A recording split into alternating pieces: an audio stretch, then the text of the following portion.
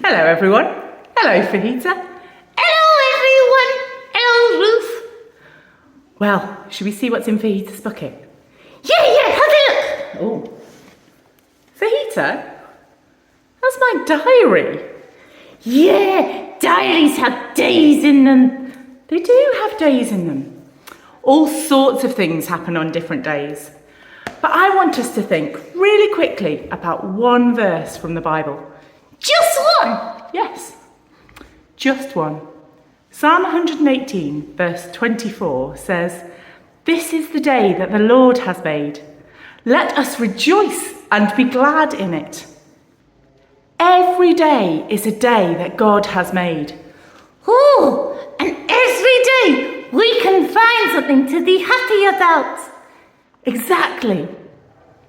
As we go into the summer holidays, I wonder if you are up for the challenge of finding something great every day. Waking up every day and saying, "Thanks for a new day. I wonder what it's going to be filled with." That's my thought for you as we head into the summer holidays. And I'll see you in September.